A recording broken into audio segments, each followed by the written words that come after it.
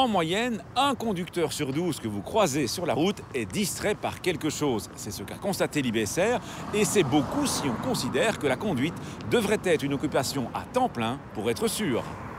L'IBSR est allé sur le terrain pour observer le comportement des conducteurs dans pas moins de 156 endroits différents.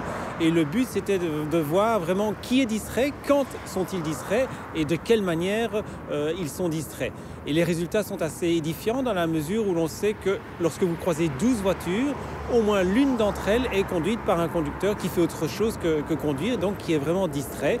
Les principales sources de distraction restent dans le GSM au volant, donc soit envoyer des SMS, les recevoir ou vraiment téléphoner. Deuxième source de distraction peut vraiment être considérée comme telle, c'est la cigarette au volant qui peut être dangereuse, par exemple lorsque le mégot tombe sur les genoux du conducteur. Et enfin, troisième source de distraction principale, c'est le fait de tenir un objet en main, donc par exemple le conducteur qui mange un sandwich ou qui lit au volant.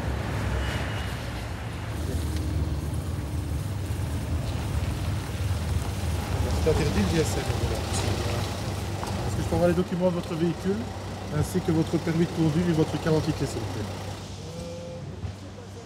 Il faut faire attention. Vous savez combien coûte ce type d'infraction? 110 €.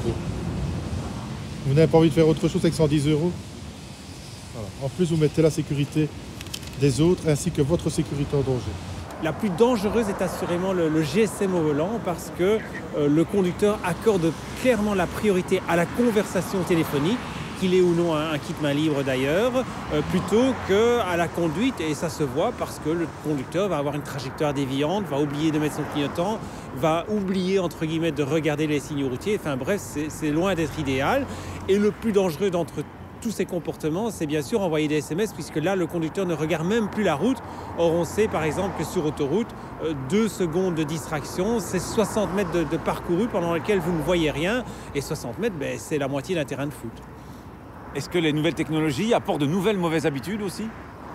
Bon, c'est évident qu'à partir du moment où vous êtes branché en permanence, ou en tout cas où vous pouvez l'être, la tentation est grande pour le conducteur de surfer sur Internet, sur son ordinateur, d'aller sur les médias sociaux, etc. Donc il faut évidemment insister sur le fait que téléphoner ou conduire, on ne sait pas faire les deux en même temps. Et c'est pareil pour les autres sources de distraction. La tâche de la conduite exige vraiment une concentration de 100%. Voilà, j'espère qu'à l'avenir, vous allez faire attention. Les conducteurs sont généralement conscients que le manque d'attention est dangereux pour la conduite sans pour autant toujours en tenir compte. Apprendre à résister à la tentation de se saisir de son GSM ou à se détourner d'autres sources de distraction comme le réglage de son GPS en roulant est un défi que je vous lance à toutes et à tous. Chiche! À la question de la semaine dernière, il fallait répondre que le signal D1 signifie que vous devez suivre la direction indiquée. À gagner cette semaine un GPS. La question, le signal F95 annonce une voie sans issue, une zone de départ sur circuit ou une piste de détresse. Soit vous téléphonez au 0905 56 493, soit vous envoyez un SMS au 60 20 en tapant contact 1, 2 ou 3 plus vos coordonnées.